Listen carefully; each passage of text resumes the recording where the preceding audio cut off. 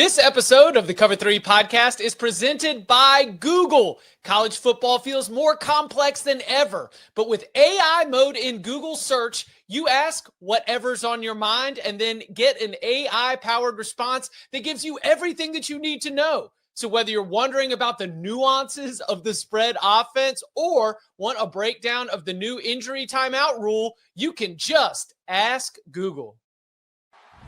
This is the Cover 3 tailgate.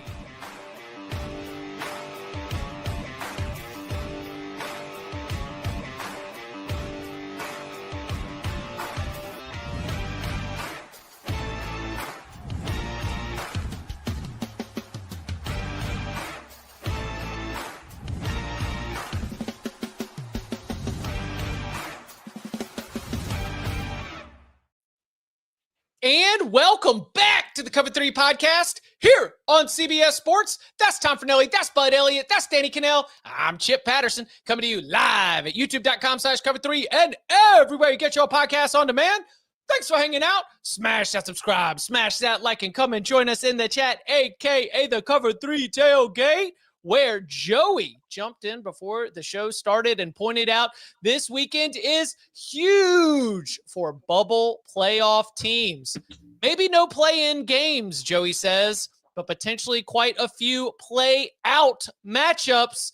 Could not agree with you more, Joey. It is a Wednesday.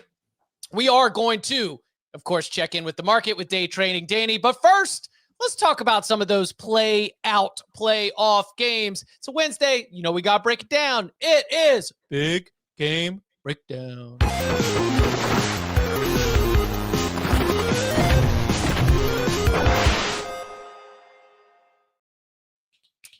Danny, how long have we been hearing little murmurs about before Connor Stallions was even out here, the Brent Venables this goes way back. Yeah. The Brent Venables sign awareness. Goes back to Clemson. Yes. This has been going on for a long time. Lane Kiffin just coming and laying it out. Before we start to get into the X's and O's on the field, what do you make about this Lane Kiffin offensive guru against Brent Venables defensive mastermind? All the trickeration, game planning, play calling past the chalk. How do you like this matchup here with Ole Miss and Oklahoma? I love it. I think it's a great chess match that's going to take place. I love that Lane, as only Lane can do, kind of laid it out there. You know, kind of you say something, you're like, well, I wasn't really saying. I just, you kind of have it, but you don't. Thought it was great. I did see an account went and tried to find the play that they thought they were talking about because there was a safety that shot safety that took the slant away, right? That play could be really good recognition too, because it's not that uncommon. There was like a Mike Sam blitz. It is your hot read as the quarterback to throw one of those slants. So it's not that crazy to think that it could be really good recognition as well. Just to throw that in there. Doesn't mean that they had the signals. Oklahoma's got great safeties too, like high IQ. Exactly. Good, they're some of the best that are out there. Yeah. And Brent Venables is a great coach. So it could be that too. I do think Lane will use other signals. But this is why the helmet communications are in place. Like, why use any signals at all? If you're worried about them, just use the helmet comms. I get lines, checks at the line of scrimmage, stuff like that. But I think this is a great matchup. I think you'll see Ole Miss score some points against Oklahoma. I'm more worried about the other side of the matchup. Like from Ole Miss's perspective, their defense has been struggling. Oklahoma's offense has not been much to speak of. They've been highly inconsistent. Mateer's been a little bit erratic with the football. I think they might be able to just run all over Ole Miss's defense. That to me is because I think Lane will Oklahoma have run game though. Right. So, but if you need an opportunity to get right, I think it's against Ole Miss's defense. I mean, I think Ole Miss's defense is a hell of a lot better than Oklahoma's offense. Maybe that's an exaggeration. Maybe it's more. Stick with the Bud. Keep going. Yeah, maybe it's just meaningfully better. But like I trust Ole Miss's defense more than I trust this Oklahoma offense overall. Like I mean, who scares you on this OU offense? Mateer, when he plays YOLO ball, can make some awesome things happen, but he struggles to play on schedule, just like he did last year at Washington State. He's really kind of the same player, same offense, same player. Like he's not he's not better than he was last year, and the competition is better. So, man, if you're Ole Miss, you're like, if we can score 24, we feel great about winning this ball game, right? Yeah, I would think. Or, well, maybe not 34? great. 24. Oh, no. Oklahoma's offense is bad. But maybe 27 you feel great. Maybe 24 you just feel good. I don't know. Like I went into this matchup thinking like you saw the spread, and I'm just like, wow, that's a lot of points to give to Ole Miss. But honestly, the further I've dug into it, the more I kind of understand it, because I mean, I don't think Oklahoma's offense is any good. I do think, like I made the joke the other day about how Oklahoma, LSU, and Texas are all the same team. I think it was somewhat unfair to Oklahoma just because I do think with John Mateer, at least they have a guy who can make something happen out of nothing, whereas I feel like LSU and Texas right now don't. And OU has definitely struggled to run the ball, but this is an Ole Miss defense that is absolutely atrocious against the run.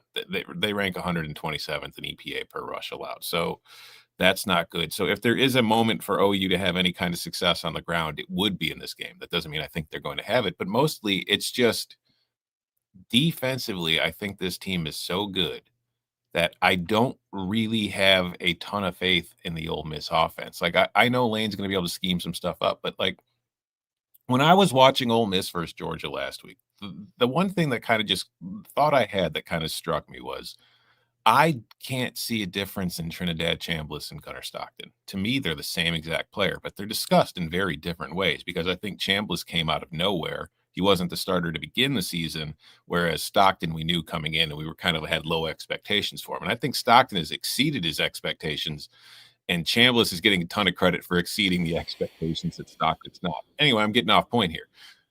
I just don't – I need to see Trinidad Chambliss against this defense. And this is a very, very, very, very good Oklahoma defense. Like, they are first in defensive success rate. They are second in points allowed per drive, trailing only Ohio State, which is, an incredible elite defense.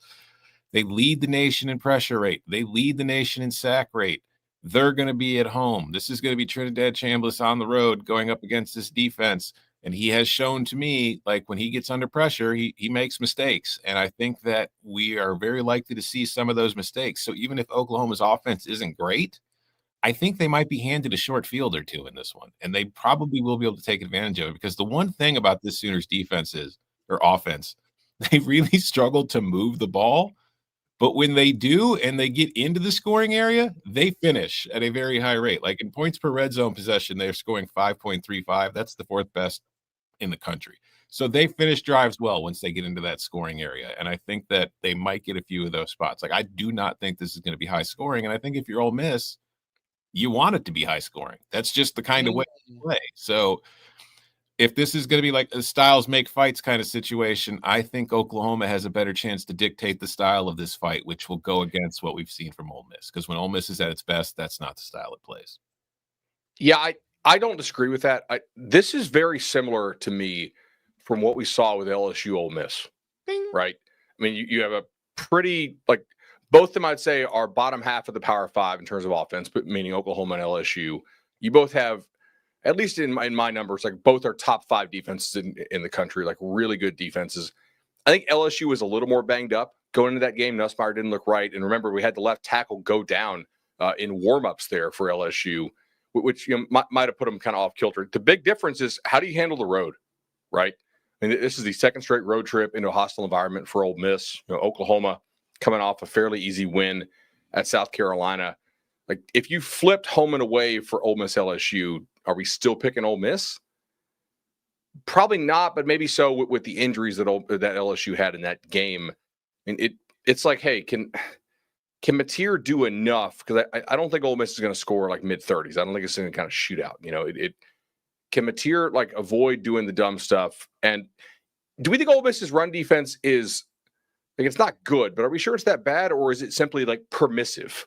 Are they just really focused on denying the explosive play, and so they're going to give you some of the run stuff? There's certainly a level of permissiveness to it, yes. Okay. I think somebody at the tailgate earlier said our bend but don't break looked like a popsicle stick against Georgia.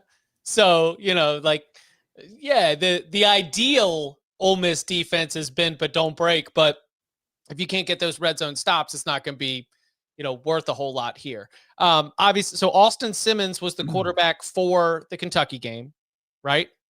And we've got an extremely small sample size. This is just the third road game of the season for Ole Miss, but we do see our completion percentage drop from 65.4% at home to 53.3% on the road. Rushing numbers go down, and pass defense also impacted negatively. And pass defense is the one that stands out to me because we're including Kentucky in that sample set. So, the small sample size, but also Kentucky sample size.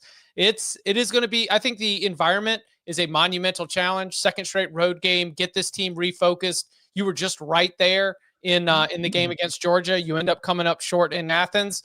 And man, one thing about Oklahoma and its move to the SEC is it has given us a lot more big games in Norman. Like those, not to go all Florida State on this, talking about like your opponents and selling tickets and home environments, but like you're getting a top 15 team in town in late October. That didn't always happen in the old days. And so I'm excited to see that. I see that up and going for the Sooners. Yes. I know we have Bud here, so we don't have to do it in his voice, but who's the best offense or quarterback that Oklahoma's faced? Bryce Underwood. The best quarterback. In his first big road start. Start. I think it's going to be a good test. Like, do you think Chambliss is better than Bryce Underwood? No. As a college quarterback right now, yes. I don't. Interesting. Okay. I do. I think Trinidad Chambliss is a Jag plus. I think that Lane Kiffin's a way better coach than Sherrone Moore in that offensive staff at Michigan. I think there's going to be a lot in this game. My expectation is lower scoring. And that means that John Mateer, Trinidad Chambliss, hero ball time. And that's going to lead to mistakes potentially. That's going to lead to incredible plays. That Oklahoma pass rush is ferocious. Does Chambliss have the awareness and the escapability to know where to go with the football or when to take off and run? Because Chambliss can't, either one of these quarterbacks can be the difference maker in terms of being able to make something happen when you're being overwhelmed, because Oklahoma running the football is a negative in my eyes. Oklahoma's offensive line against SEC opponents is probably a negative. And so what can Mateer, we know, can do some stuff off schedule. Chambliss as well, I think, does a good job of being able to take off and run. Something I ran out of time this morning when I was doing research on this game, but I wanted to look into, so I'll throw it out here to you guys in the chat. How has Venables done against the veer and shoot Brile stuff? Because like that's still in Kiffin's repertoire, right? Like I know they faced Tennessee last year. Tennessee hit some explosive plays and beat them, even when Tennessee's offense was not very good. Oklahoma blitzes a lot. Like even though OU to me has the best D-line probably in the country, but certainly in the discussion. And I think it's the best that Ole Miss will have faced. I mean, Georgia would crawl over broken glass to have the guys that OU has this year. LSU is pretty good. And when I look at this, I mean, how much blitzing is Oklahoma going to do to Ole Miss? And in anticipation of such, do we think Ole Miss spreads the field wider? Like kind of like they used to do when Lane was running a little bit more of that stuff, just so you have to kind of declare from depth and width where you're coming from. That was kind of one of the advantages of spreading the field that much. It makes it a little bit harder to blitz. So I'm curious to see, how much do they do that? Chambliss, though, does not have some kind of crazy arm. So if you're OU and you say, okay, you can spread the field like that, but we're going to make sure that we're going to really dare you to make some of those throws that the receiver splits suggest you're willing to make. A quick look up of the stats here. I would not blitz Trinidad Chambliss. He had done really well when blitzed. It's when he's not blitzed that he comes back down to earth. But Lane was in his bag anticipating those LSU blitzes, for sure. Georgia dropped a lot of guys second half. It's only 58 dropbacks compared to 124 would not. But it's just like just reading off the basic stats, his passer efficiency is 202.9 when blitzed. It's 135.8 when not. His touchdown rate is 10.2% when blitzed. It's 2.6 when not. Of course, the touchdown rate does rise against blitzes because you typically get a lot of man-on-man. To answer the Google question, is this a play-out game? Is this an elimination game for the loser? No. The loser faces a win-out proposition. Yeah. Like, you're both in trouble if you lose this game. But Especially you're not with the completely opponents eliminated yet. More trouble for Oklahoma because I think there's more opponents that you are going to have a tougher time with. But For sure. Ole Miss just lost its first game. And I think either one of these teams at 10-2 has a good shot at making the college football playoff. If Ole Miss, who has Ole Miss beaten? If they don't have the non-con, they don't have a non-con schedule. Who is their most impressive win? LSU, who that ranking is a total fraud. It doesn't matter. If you're a 10-2 SEC team, you're going to get in. I think probably right, but it shouldn't be that way. This might matter. Yeah. Like okay, it might not, but it probably should. There's a real chance that Ole Miss will not have a win. LSU's probably going to they're not going to miss a bowl. No. Buddy, Ole Miss, LSU might beat Texas A&M. We're going to get to that game next, but like this. Yeah, this but more likely, we're talking about Brian Kelly on like the scorchingest of scorched seats when they lose to A&M and Bama. Both of them have new coaches who were hired after, Brian Kelly was hired. Like, right. And that'd be LSU on a 4-game losing streak? Or do they have a win mixed in between Ole Miss and Ole Miss would be like Texas last year. Or no, they'd be like Tennessee. Tennessee was 10-2 with like not a huge. I mean, they beat Alabama, but Texas Alabama did not have a ranked win at the end of the season. No. Yeah. But they only had one loss, and they lost in the SEC championship game. Right. If Ole Miss loses, though, I mean, it makes Florida's hiring process a lot easier because then they have to play a first-round game, which they probably won't be favored in. That for Oklahoma, if they lose, I know weekend, we say they're still, but like some of these, I think you have to look at from the perspective of if you can't win this game, you're not going to be able to win out. Like that's the way I look at it for Oklahoma. I like that. That's a competitive. Yeah. I'm all about competitiveness. Yeah. Let's go. Right. You know what? I'm going to go out on a limb and say Oklahoma won't win out. Way to go on the limb. Just taking a stand here. Which that's brave of you. You Thank know you. Who is more likely to create explosives in this game? Because I don't think either team is going to do a great job of sustaining drives. Ole Miss will do a better job scheming them up. John Mateer will do a better job just making them happen. Yeah. I like that.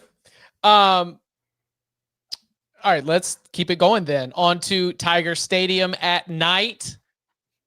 You know, we thought we had seen it all, like Tiger Stadium at night. This is something that you absolutely have to bet on every single time, except LSU finds itself as an underdog to Texas A&M. Yep, you kind of set the table right there. Frustrations mounting as LSU enters this game off the loss to Vanderbilt. Texas A&M still with a 0 in the loss column. Bud, do you think it comes crashing down here? Or does the team, and I'll say this, does the team that has been better win this game? Doesn't always happen, especially in the SEC, especially in these circumstances. But Texas A&M has been the better football team this season. No guarantee they're able to get through the weekend still undefeated, though. It's just really a great matchup on one side of the ball. I mean, this is the best offensive line LSU has faced by a lot, I think. Let's see. LSU has faced Clemson. Yeah, better than that. Florida's is good, but I would say A&M's is better. I would agree. Yeah, this is the best one they faced. And this is the best defense A&M's faced. Yeah. Okay. I mean, Notre Dame and Florida are the only really two. Early Notre Dame too was still early Notre Dame was not very good. And Notre Dame hasn't really played anybody since to make us think like, I mean, USC. I think structurally they've figured things out a little bit better. That's fair. At the beginning of the season. They're definitely better. But so if it wasn't raining, does Notre Dame's defense look very good last week? Yes. Just a question. Throwing it out. No need for I don't know, man. That if it wasn't raining, Notre Dame might have won by more. It's very true. Garrett brings up that the Auburn defense is pretty good. I would agree, but I do think that LSU is better, and also playing at LSU is different than playing in College Station hosting Auburn.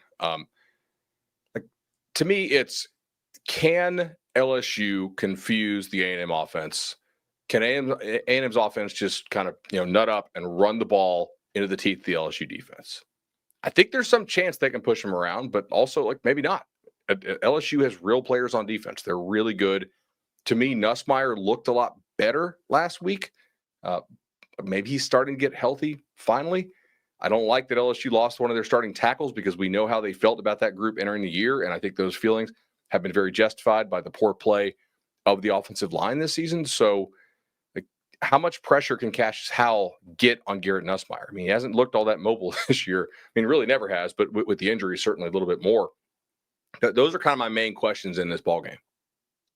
I mean, we just saw LSU struggle with Vanderbilt's run game. I mean, does playing at home matter that much? For, I get in the pass game, it would be a tremendous advantage. Run game, it could be some. But I have my concerns about LSU's defense. I thought they would be able to take away Vanderbilt's run game. They did not. I think they rushed for 230. And again, mobile quarterback comes into play. That's the same thing you're going to see with A&M. That, to me, is something that's concerning. I think it's fair. I'm so sick and tired of talking about LSU. You're the one who put him on. Hey, it was you first. Transition to Texas. We're going to be talking about a lot more over the next couple of weeks too. I know. So it's for better or worse. It's the same thing. It's like Texas. It's the same thing every week. Their offensive line is atrocious. They can't do anything they want to do. And Joe Sloan's taking heat from LSU fans as offensive coordinator. Sark is taking heat from Texas fans as being the play caller. And I do think there's certainly something to the idea that maybe Sark should give up play calling just because he's got other stuff to worry about. But I don't care who the offensive coordinator is. With these offensive lines, you can't do anything. Your play is shot before it starts. And I think the one thing, the most disappointing thing, honestly, to me, LSU, is the offensive line has stunk. And I haven't seen Garrett Nussmeier do anything to kind of alleviate it. Whereas you see Mateer alleviate his offensive line's problems. You see Arch show flashes of being able to do so. Nuss just looks completely overwhelmed all the time. He looks like every time he's taking a snap, he's like, here we go again. And it's just, he's not showing any kind of playmaking ability. And that's been the most disappointing thing for me with this offense. But so you go in here and, Texas A&M's defense, I mentioned it last week, had they really improved or was it just the opponent? And then Arkansas puts up 42. Well, I don't think that's going to be a problem this week because I don't think LSU is capable of putting up 42 on anybody. So I know going on the road here is difficult. I know it's a tough place to play, but I just genuinely think A&M is the much better team in this matchup. So unless that crowd really, really works its magic, or unless Marcel Reed just gets overcome by some sort of demon that causes him to throw the ball to the other team 14 times, I have no idea how LSU scores enough points in this game to win. That's called the Lagway, right? The Lagway demon. Yeah, it comes in and just sees purple and gold, and it's like, yeah, let's feed them the ball right now.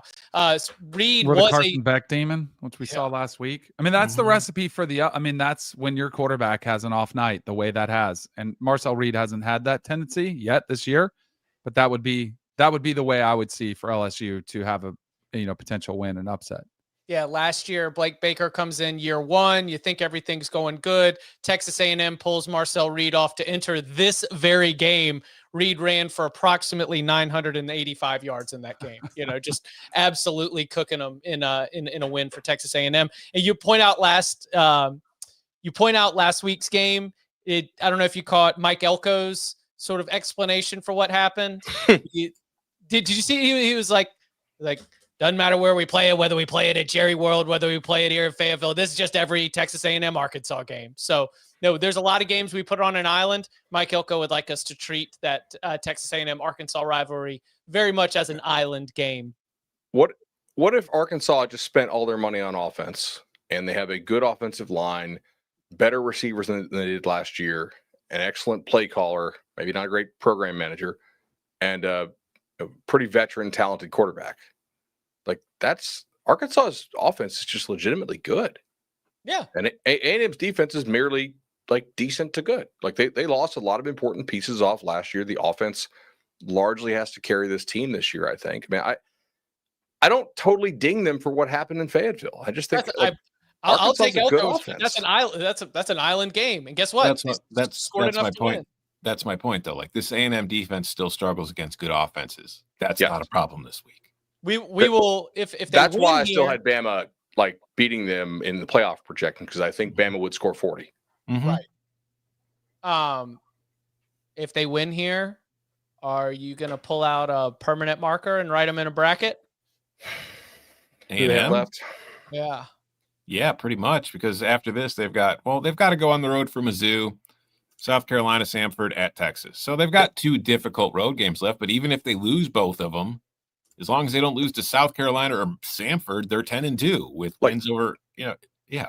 The 2 Sharpies right now who probably should be Sharpies are Ohio State and Indiana. And if Texas A&M wins this one, I think they're Sharpie. I think so. I mean, they're like minus 700 in the betting markets right now. Whoa. Ohio State's gone, right? They've pulled them off the board. Yeah, most of the books that I looked at have pulled Ohio State. Like, you can't bet yes on them anymore. Chip's looking to put down $10 for a 23-cent return. That's called compound interest, baby. Let's go. That's right. Yeah. I mean, could you lose your final 3? Like, could you lose to South Carolina at home? That's doubtful. I think, but it's possible. Like, if you played awful and South Carolina played one of their home run effort games, you could lose. I mean, that's not like a 20-point spread. I'd be more worried about that game on the road, though. I think, but I think A&M at 9-3 is in because you have the road win over Notre Dame. So yes, I think that they should be Sharpie if they win this ball game. Big. Although the committee would have a weird. In what scenario are they losing those final 3 that would not also give the committee excuse to Jordan Travis them? Okay. Right. Well, it would probably have to be, hey, the quarterback's out.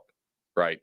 I think that also for Texas A&M fans, of which there are many who enjoy the Cover 3 podcast, I would also set your expectations higher, which is make the SEC championship game. It's something you've never done as an SEC member. That would be cool.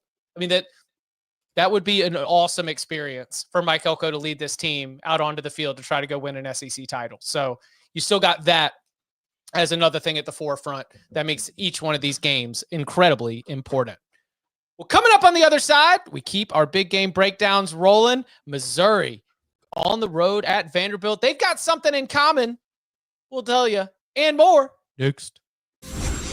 Support for the Cover 3 podcast comes from Google. Every August, we talk about new rule changes coming into college football. But now that we're in the middle of the season, it's hard to follow the real impact those rules are having on the game. I mean, we've already seen teams be charged for a timeout because of an injury, and that's something that I think maybe even catches some of these coaches off guard. But with AI mode in Google search, you can just type in, how have this year's college football rule changes impacted the season so far? And AI mode will pull together the key details and give you a summarized AI-powered response. It's perfect for those big, nuanced questions that just don't have a simple answer. And it doesn't end there. Let's say you want to keep going deeper. With AI mode, you don't have to start a whole new search. You can ask direct follow-ups to learn more specifics or explore related ideas. So whether you're wondering about a complex scheme, a new rule, or the intricacies of the transfer portal, with AI mode, you can just ask Google. Back here on the Cover 3 podcast, keeping it rolling with big game breakdowns. Missouri and Vanderbilt each have 1 loss on the season. That loss is to the Alabama Crimson Tide. Missouri, of course, is coming into this game after surviving a hell of an evening down on the plains. They end up escaping with an overtime win. Vanderbilt handing, as we mentioned earlier, just the hammer to LSU, being able to really take control of that game. Big win at home. Second straight home game for Vanderbilt. Danny, is there any worry about a letdown here? I mean, Come on. I mean, Vanderbilt we're talking about. They're going to be fine. There ain't no look over. There ain't no look ahead spot. I heard Barton Simmons say we still got work to do. Yep. I heard him say that right here on the post-game reaction show. I don't think so, because I don't think you're in the luxury of that position where it's somewhere who's been in this position a long time. Like I think those players, I think the leadership is strong with Diego Pavia. Yes, there's always human nature that creeps in, but I think this team feels like they have an opportunity to do something special. So I don't think there's a letdown spot. Game day's there. I mean, I don't think that's the case. I do think it's going to be a really good game. I think they're going to have their hands full with a good opponent, but I don't think if they lost, I don't think it's, they must have taken Missouri lightly. Yeah, I can't see this being a letdown. I mean, this is like, these are two kind of evenly matched teams, right? Oh, no, look, it is super, super fun in terms of the way you're looking at the matchup, the two different quarterbacks, the way that they can make plays, especially with their legs, the way that both teams want to run the football, but it's not necessarily a ground and pound 3 yards in a cloud of dust run the football. It is a create explosive plays through the run game brand of football. We've got a Missouri defensive line that is very, very intimidating, but Vanderbilt just did a good job of opening up holes and getting pushed against LSU's defensive line. It is not necessarily a letdown or a hangover, but it is a test. Absolutely. Last year, Vanderbilt did not do a good job of handling success. There's a lot of different ways that we've talked about them being able to show maturity and be able to continue to stack success on success. You didn't go on the road. You won at home. You spent all week being at home. Preparations are, I think this is a good test, one that they can pass, but I just think that you have to acknowledge it's been a really good week around the program in Nashville. Agreed, but I don't think they were as good last year as they are this year. I would agree. Yeah. I think some of that might not have been in success related. It might have been the roster wasn't as good. How concerned are you guys on a scale of 1 to 10 about the Mizzou offense? A little bit. We had some viewers, in the Twitter DMs, hey, have you seen Hardy's numbers when he started playing better teams? Like, were some of his broken tackle stuff, was he just a schedule merchant? And no, that's a real thing, right? Yeah. They're right there in front of you on the screen. Yeah. Okay, perfect. Like, man, that is well timed. Tom, I didn't mean to steal your point. If that was what you were going to say, then go. No. That's just Mikey doing a great job. Man, that is just point to the passer on Mikey. Form, boys. No letdown week for us. Look at that. Yeah, because I don't think that Bo is like a plus level passer. So if the run game's not going, they are not going to beat you just dropping back. They have got to hit you with the manufactured explosives off the play action stuff, which is that's a good way to run college offense. And Eli and Moore do a great job of that. But like Vandy's a little bit harder to run on this year. Although, Bama did it, but Bama's got a pretty good O-line. And they also, threw the ball on them okay. I trust Pavia a lot more than I trust Bo. Yeah. But if you got to be able to threaten Missouri through the air, I think. Yeah, go ahead, Tom. Hardy is part of it, but and he's a big part of it the last 2 games because he just hasn't gotten going. But I do feel like as a whole, this offense just is not playing nearly as well as it had been to start the season. Like, take out the UMass game, but like South Carolina, Alabama, Auburn, as soon as they've gotten into conference play, which is natural, that's going to happen for everybody. But it's just there's been a very steep drop off, I think, particularly. I think the offensive line struggled, but they've been banged up there at times too. But I don't know. Like, this is a Vanderbilt offense that ranks first in the country in points per drive. They are 5th in success rate. Like, this is a really good offense that they're going to be going up against. And Mizzou's defense is very good. So I don't think I'll predict Vandy's only the 2nd or 3rd best offense come next Sunday because they probably won't have a great day here. But Mizzou, the last, they're 103rd in the nation in team whoopsie-daisy rate. Like, they've started to slow down. They're putting the ball in danger. I think that you're going on to a spot here where, you can't really afford to make those kind of mistakes. And I'm concerned that they're going to have problems here because they're also, again, it's on the road. They've only been on the road once before and they won the game, but it was against Auburn. So it's a 2nd straight road trip. And then on the other side, I do think the most interesting thing here for me is Missouri is 2nd in the nation in pressure rate as far as getting to the quarterback. But when you're going up against Diego Pavia, do you want to kind of change your approach? Like, do you want to go after him and give him escape lanes, or are you going to try to pen him in and force him to beat you in the passing game? I think that's one interesting part of this matchup that's going to be worth keeping an eye on. And it's an interesting part that I think could really help Mizzou alleviate any offensive concerns. I think it's a great point. it's also like how many true pass rush opportunities you're going to get. Like because Vanderbilt does such a good job of staying on schedule and not creating the obvious third and long. Yeah, right. Yeah, exactly. They do a good job of that.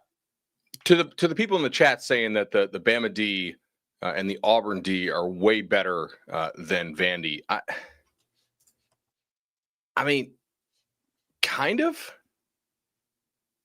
I mean, I would agree they're better. Yeah. Like, I mean, they're better, but it's not like Vandy's running out the Arkansas defense. They're probably like Vandy to me is still a top half defense in the Power Four. Auburn's pretty good. I think the fundamental flaw of having a downfield passing attack that does not appear to be respected by your quality opponents is just something that when you're looking at a football game, it's going to be really tough to get over. But and it will take extra effort by Bo Pribula, by Ahmad Hardy, by Missouri's defense to maybe try to force some turnovers or get some red zone stops. I mean, we talked about it on Saturday night. Diego Pavia, like, what's the difference between the Alabama game and the LSU game? Red zone turnovers. You know, like that was a game against the Tide until it wasn't into the second half. If you're Vanderbilt, I mean, if you are Missouri, you better hope you can do that, because if you can't force turnovers, Vanderbilt will control this game in the same way that they did against LSU. Can I ask the chat a question? Man, don't be. Come on. Like, No. I'm being honest. We have a good Missouri contingent, though. Yeah, because like they're saying that they are the Pavia stopper. Last year in your like impressive 30-27 win over Vanderbilt, Pavia had 2 touchdowns passing and he rushed for 84 yards. Like, I don't feel like you completely stopped him. I'd agree with that. I mean, we'll have official locks tomorrow, but is anybody going to throw this one on there? Not a side. Maybe one of the totals here. Yeah. I think it could be pointsy. Yep. I would agree with that. 100%. By the way, to the idea that I think these are 2 really evenly matched teams, FPI has them 15th and 16th, like literally right there. I mean, and the market's power ratings will agree with that as well. Vanderbilt's a 2.5-point favorite at home against Missouri. So yeah, I don't feel great about either team winning this or losing this. I think these are both good football teams. Coming up on the other side, a few more games or matchups of note. Day trading Danny and more next.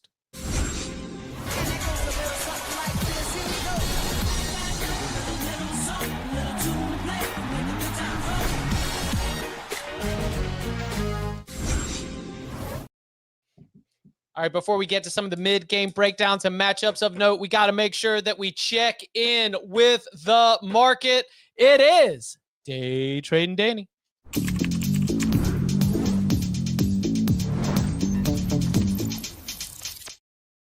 All right. Market is open. You know, one thing I'm really happy about is that, I've been taking a lot of advice from Fornelli advisors. It was good to see that he made a purchase on one of my recommendations last week. He was buying up some Brendan Sorsby stock. So good to see this kind of spreading out, seeing him taking some advice going the other way. I got to buy on USF as the team from the group of 5 to make the college football playoff. I think it's becoming clear. I know they have a big game this weekend against Memphis, but I think they're the best team in the group of 5. I think they are going to win the American, and I think they might be one. I think they'll be better than Boise State last year in the sense that they'll be more capable to pull off a potential upset. I don't know if we'll ever see it, but I think they'll have, and it's only been a short window. We've seen Cincinnati get in. We saw them play Bama okay. I think USF could be a problem for whatever team they go against. They're playing in Memphis. We talked about the injury to quarterback Brendan Lewis. Last I checked yesterday, day to day. We'll see whether or not he's going to try to gut out through what's being called a lower body injury, or whether we're going to have to go to the backup for that. But if they are able to get through, they are off in week 10. And then the concluding schedule, UTSA, at Navy, at UAB, and Rice. The numbers I would point you to would be the defensive numbers of all 4 of those teams. USF is not going to have trouble scoring points. And defensively, it's a group that I think very much is Like, I do not consider them dominant, but I definitely consider them good enough to be able to get there and then give themselves a good chance to win. We are definitely staring down the potential of that being a 12-1 type American Conference champ. So I like that right there. All right. Did you have something, Bud? I was going to ask you, would you buy USF against the field? I always take the field, so I think you'd be crazy to do that, but I still think USF is the team. JMU is your biggest threat from the field, I think. Oh, Navy doesn't exist anymore? Not Tulane? Well, if USF goes unbeaten, then they bounce Navy. Right. They got to play them first, though. You want some Navy? Is that what you're getting in on? I respect the troops, but I forgot you're a commie. You've been hating the troops since last year. So, hey, I took Army last week as a money line sprinkle and almost had it for some circus catch at the end of that game. I listened to John Summerall's words when he says this team is going to give me a heart attack. And if I was emotionally invested in Tulane football, I'd agree with you because, buddy, this team is talented and flawed and has performances that are flawed. We'll see if it catches up with them. But I think the EKG meter of Tulane, even within the course of a game, is not something I'm ready to buy. I don't have the stones for those kinds of investments, Danny. Multiple people saying I'm buying at the high. Do you realize how much sometimes you miss out on a stock because you're unwilling to buy it high? Like Google was expensive all the time, right? I mean, it just keeps going higher. So I'm going to say that. They also say I sell low, which is where I'm going to sell my Carson Beck Heisman stock. I don't think you can recover from that performance. That might be the most obvious one out there, but here is the buy low. I still think the Miami Hurricanes could win the national championship. They're 16-1. I don't think it's crazy. This is a team that just a week ago, we're all like, they look different. They have creatures. I know it wasn't a great performance, but it was Carson Beck's worst performance of the year. If he just cleans up half of those, which I do think he can, I still think there could be some value to buy low on the Hurricanes right here. For all these people saying buy high, if you want some buy lows, will you look at me all cross-eyed? I can't believe you're going to do that.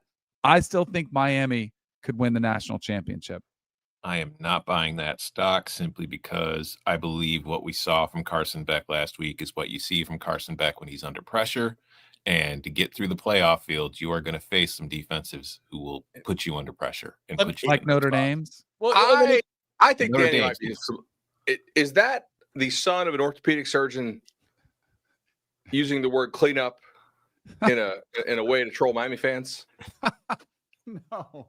Like meaning like he needs additional elbow cleanup because he has a noodle arm right now and he's clearly still like hurt. His arm looked fine against Florida State. Some of those deep post throws looked fine. Now, those are easier than ripping it on a rope. I think he's fine. I don't think it's a health thing. I think it's a decision-making thing like it's always been for him. If you were trying to make this like a cash out situation, if you're just trying to make an investment with plans to sell, but if you are trying to ride this out through the last Monday night of the season, I will meet you in the exchange and I will take the other side of that gladly. Here's the problem about Miami's loss to Louisville as it pertains to the national championship. By losing that game, I think they've lost the shot at getting a bye. And that means to win the national championship, that is 4 wins against some of the best teams in the country. And I do not trust this quarterback and this Miami team to win 4 consecutive games against the best teams in the country.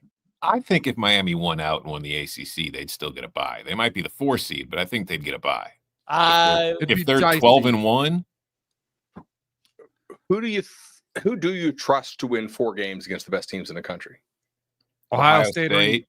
Or Indiana, maybe. That's why I think this thing is wide open. That's why I think there could be value on Miami. I think Alabama could do it. They just had a pretty nice stretch. Simpson looks pretty good.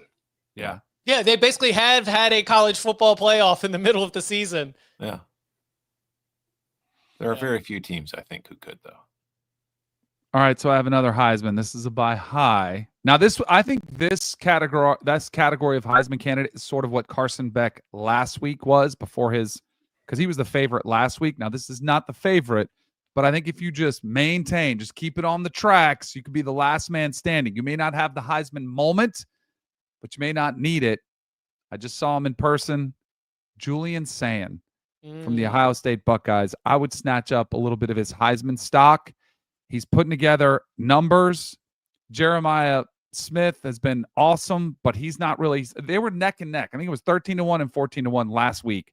And then he was quiet. Julian Sayin had the big game. I think the way teams are playing Jeremiah Smith, it's not going to allow him to get it as a receiver to have that type of performance. I don't think Julian Sayin's going to get tested. I think he's just going to continue to rack up stats. And if he has a good game in the Big Ten championship game, I think he's that last man standing. Where I like Ty Simpson a lot, but he's got much tougher games down the stretch. And if you slip up in one of those, and it may not even matter, they could still win the national championship, I think he drops below Julian Sayin. It's such a weird Heisman market right now. I mean, like Joey Aguilar is top 20 in the Heisman odds. You know, that's wild. Stupid. Yeah, but what are the implied percentage? Let me spin you something here, Danny, on this, because I think Sayin's awesome. I mean, there's very few guys I think right now that you would take over him, and I know he's got awesome receivers, but just like the ball is just so on time and accurate. Like, do you think there's a media narrative to be crafted if you wanted to buy him a tier at like 90? Hey man, he lost the Texas game, rushed back too early. He's a warrior. He wanted to help his team. The thumb wasn't right yet, blah, blah, blah. Like if OU goes on a run, it's going to be because he's making a lot of highlight plays. He's going to be in a lot of national TV games. Like, this is a long shot, I know, but like it is a long shot board today. I know. If we were looking for a long shot, maybe I'd rather. Well, CJ Carr's at 50-1.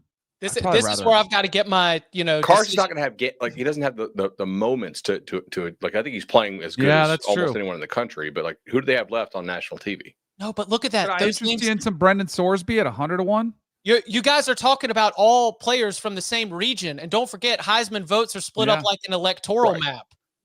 Who's going to win the South?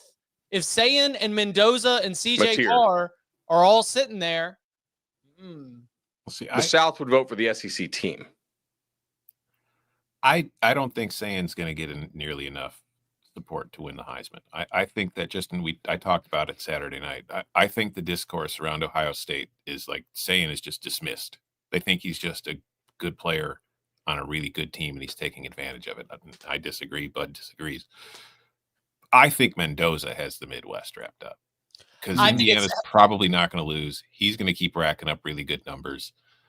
And maybe he plays like completely awful in a Big Ten championship game and it tanks his stock. But frankly, if I'm buying any Heisman stock right now, I'm just putting a lot of money on both Ty Simpson and Fernando Mendoza and then feeling pretty good about the fact I'll make something. Correct me if I'm wrong, but in 2021, the Bryce Young Heisman win was not something that he was running away with all year. That was a last man standing, and the final statement was beating Kirby Smart's Georgia defense in the SEC championship. There could be a scenario where whether it's Mendoza or Sayin, you're going into the Big Ten title game, and whoever ends up being the star there could end up being a swing for a lot of voters. Now, you know who could be a decent long shot? And it's not the long shot. Stockton. Yeah. They just keep winning, and he just is because there's no superstar on that offense. Yeah. I mean, I think it speaks to the Heisman race today that we're using the term long shot and he's sixth. Mm-hmm. Right. You know what I mean? Last one I got for you. And I almost fell out of my chair when I heard this. Because our girl, Mackenzie, I saw her on the set of HQ. And I can't believe she's making this case. But she said, don't count out the Texas Longhorns at 9-3. I am selling that all day long. If they are 9-3, they better not get in. I mean, I will personally make it a mission of mine to try to do my best to keep them out. Is this a good sell, though? Is this something where I could look foolish because their one loss was against Ohio State by one possession? I think this is a sell all day long, but are any of you guys going to buy that Texas is in at 9-3? I think because the non-con game, they are one of the teams that would be in the discussion. Who is the third? So if I know Mackenzie's Also- been circulating the clip. I was a part of that segment, Danny, and what you might have heard when I was on there was, yeah, I don't think they're getting to 9-3. Right. They could be 8-4. I was like, Mackenzie, talk to me when they get to 9-3 before I'm ready to get there, because I think the flaws are such that the wins that they would need the rest of the way would be a little bit too much to ask. Listen, They gotta she's a get nerd. 6-2. She gets lost in the numbers. She looks at the simulations and thinks that they have a chance. You got to know. Like the other, you mentioned, like their one loss is to Ohio State. Well, their other loss is to a Florida team that might not get to a bowl game and just fired its coach. So they've got to play Vandy, Georgia, and Texas A&M. So yeah, if they win 2 of those 3, and like all 3 of those teams hang on, like if they beat Vandy and they beat A&M, because those are 2 home games and they're 9-3, and you have those wins, and Vandy's still hanging on as like a top 15 team, A&M still in the top 10, Ohio State's still number 1, and you've got, they've got a shot to get in, but they're going to need a lot of help. But to your point, it's kind of like the Oklahoma discussion we had, where if they lose against Ole Miss, then they're just not that good. I feel that's the way I feel we already are with Texas. Like we can talk about them being 9-3. I don't think they're that good. Yeah, and like Chip said, I don't think they're getting to 9-3. Yeah. And if they do get to 9-3 and they do get like a 12 or 11 seed in the playoff, they're just going to lose 16-10 in the first round, and we're all going to be like, thank God that's over. All right. That it? Market's closed. Market is closed. Market's closed. All right. Appreciate that, Danny. Lots of other lots of other games all across the country. One that I know I wanted to turn your attention to is one that, listen, Bud Elliott has already purchased all of the Iowa State gear that is available. Okay. We're going to be talking about a guy who is just head to toe in all the Cyclones gear. He might actually be in Ames, by the time Saturday. We might be doing it. But that golden cardinal of the Iowa State Cyclones, it's going to be Bud Elliott, because his number one enemy in college football, the BYU Cougars, are still undefeated. And they are underdogs to an Iowa State team that has already got 2 losses on the season. But is there any way that BYU can keep getting away with it? Yeah, they can absolutely get away with it, right? Iowa State's run defense has been like bad this year. BYU runs the football extremely well with LJ Martin. Their offensive line is a pretty good run blocking offensive line. I mean, if Iowa State cannot get BYU behind the chains, then BYU is going to have a pretty good shot to win this ball game. It's not like Rocco Beck is some amazing run threat. BYU is going to be like a very aggressive man coverage defense.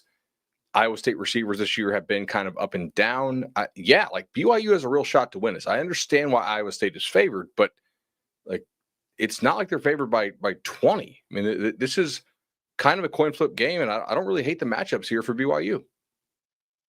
Yeah, I don't think Iowa State should be favored. To be honest with you, I don't think this is a very good matchup for the Cyclones right now. I think that you go back a few weeks. You remember what Cincinnati did to Iowa State? Just ran right at them. Yeah, there's absolutely no reason to think BYU can't do the same damn thing. They are very similar teams. They don't do everything exactly the same way, but there are a lot of similarities between both of the offenses, and I think that's going to be a problem. And I don't really hold it against Iowa State. Like we saw last year, John Haycock did a great job scheming around the fact that all his linebackers died. Mm-hmm.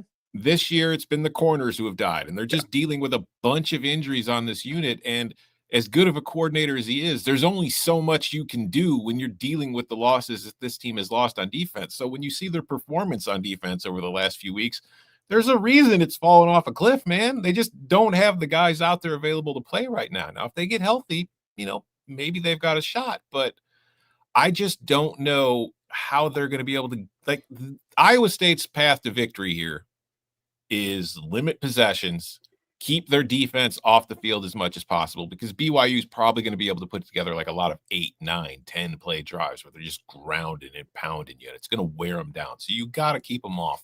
The question is, can you do that with your rushing attack? Because you don't have a great rushing attack. Or do you just have Rocco kind of just do a whole lot of short passing? And I think that's really the best way for them to get out there and win. And then, maybe force a few turnovers. But it's just right now, BYU is a better football team. And I don't think that the market has really caught on with this spread. In fact, on Thursday morning, when limits go up, I would bet that line moves. Is Dom Orange going to play for Iowa State? Because I know he got hurt again last game. And I haven't seen an update on this. That's a pretty big one. Sure. Yeah.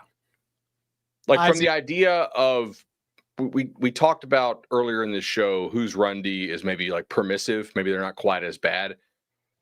I kind of think Iowa State has that right now as well because of how many injuries they have to the secondary. Like, are they having to call the defense in such a way that protects the secondary, which of course is going to allow more of that run game success?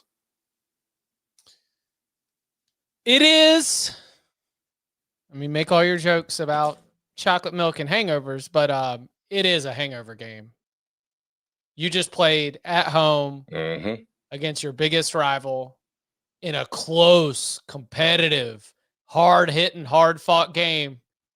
Iowa State, while their corners might be out for the year, as a team, they were off last week as much time as possible to get healthy and to get ready to give a true, boxer gets up off the mat and throws a punch. I don't ever expect a Matt Campbell team to quit. I don't put Matt Campbell teams on quit watch. But if we want to talk about Iowa State making one last effort to crash the Big 12 title picture, they're 2-2 in conference play. It's a gotta have it game. So whether it's short little dinks and dunks to make up for a run game that isn't as effective on a down-to-down basis, whether it's Rocco just having to figure it out and maybe make some plays with his legs, that whatever you have to do to scheme it up, this is a gotta have it game for the Cyclones in terms of any 2025 goals that they have had. Fascinated for that one out in Jack Trice Stadium. Any other matchups you want to highlight before we get out of here? I mean, a lot of them are Big Ten, so we took care of that in yesterday's big game breakdowns on the Big Ten show on CBS Sports Network on cable noon on Tuesdays. I think Auburn, Arkansas is all kinds of fun. It's not really like it's certainly not a big game breakdown, but that's Arkansas is favored. So yeah, a point and a half though, right? Yeah. He was just waiting for that vote of confidence, and then Auburn will be ready to go. Should Nebraska be a 7.5 point favorite over Northwestern? I don't know. I tell you what, Matt Rule, he came out and said it. He did a very well executed head coach speak, talking to my fans, talking to my players, talking to everybody at once. Starts with I didn't coach well, I take all the responsibility. Then right before the answer ends up, he goes, we got guys diving at players' legs on tackles. It's like, I need to do better of getting them ready to play. I need to do better of getting them ready to play. These players are making weak ass tackles and not putting effort out there. That's my fault. It was, like chef's kiss on the double-edged sword that we had right there. But he said, I think we will show up better. Then he stopped himself and said, we will show up in a way. He admitted that was an egg of a performance for Nebraska against Minnesota. Now they're back at home. And if you're saying, should they be a 7.5, the way that you said that was is Northwestern a bigger threat here than the 7.5 might be suggesting? Or are you saying Nebraska should be favored by 2 touchdowns? No, I'm just not sure that Nebraska is trustworthy, but I'm certainly not saying that Northwestern is super trustworthy either. They're frisky. Yeah. Kiddies are frisky. Yeah. I think San Diego State Fresno is pretty interesting this weekend. Huge. Kansas State is always like the Sunflower Showdown. Is that right? Sunflower Showdown. Yep. That's always a pretty interesting one to watch, and usually one that's fairly crazy. Temple Tulsa, 2 teams I like to bet on a lot, so they're playing each other this week, so that's going to be difficult to. Football. Yeah, exactly. Hey, Temple Tulsa might be that might be a reason to get out and dance tomorrow on the Cover 3 Lock spot. Man, Georgia Tech, that's a lot of points against Syracuse.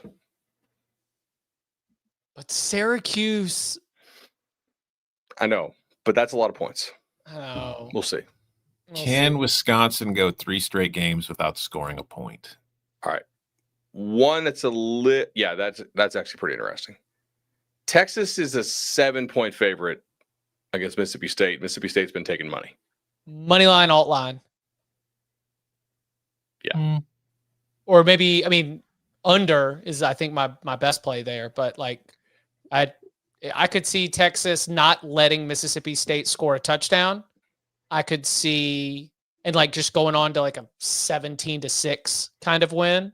But if it's close, maybe they do it. I just don't think, we think Jeff, Lebby, Blake, Shapen. I mean, I trust y'all's eyes more than mine sometimes, but I don't think Mississippi State has an awesome passing attack.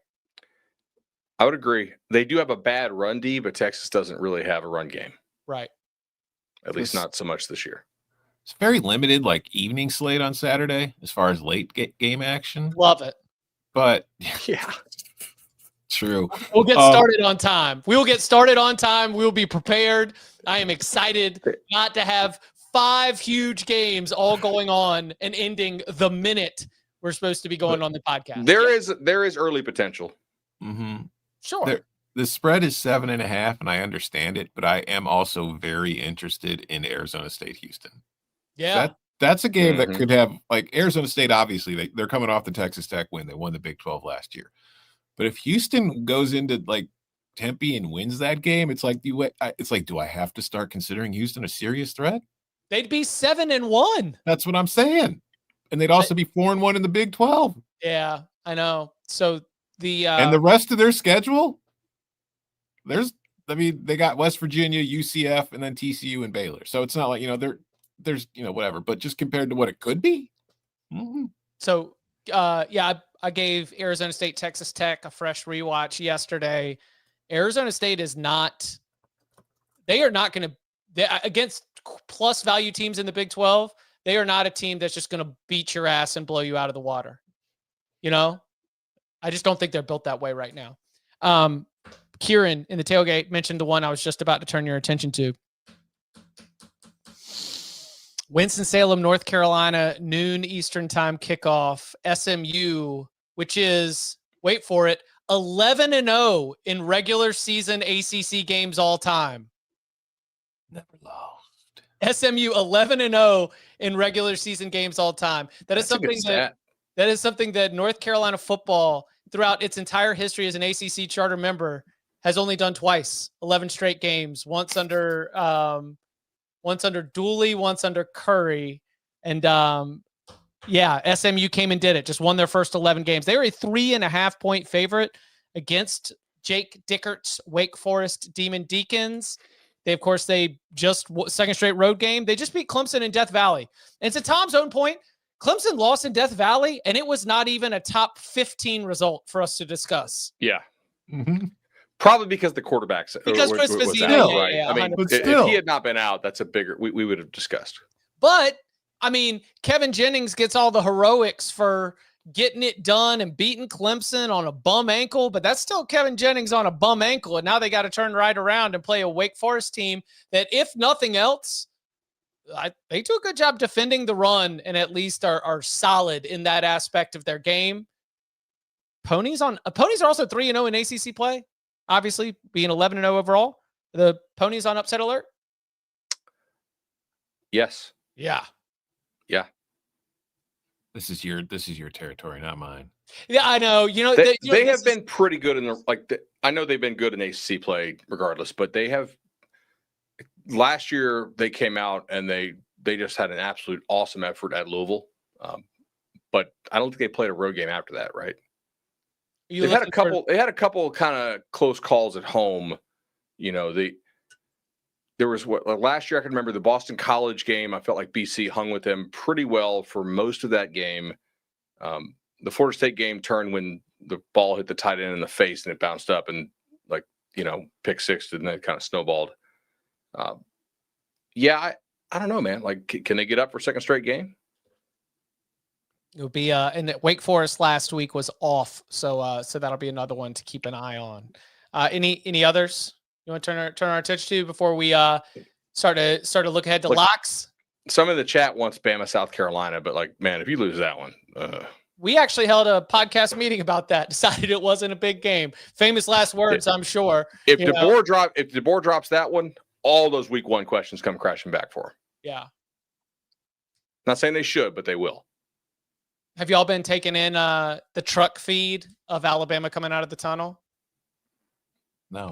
Yeah, I finally saw it the other day. It was pretty cool. It's a super inside production thing. Like, I don't know how many people care enough to know what it sounds like for a director talking to all the different prep 2, take 2, take prep 5, take 5. And like to see how they handled what was, and again, as I think I said it on the Monday show, Bryant-Denny Stadium was on fire on Saturday night. And the way that they captured that moment, Kalen DeBoer smacking the stanchion as he's coming out, getting fired up to a little thunderstruck.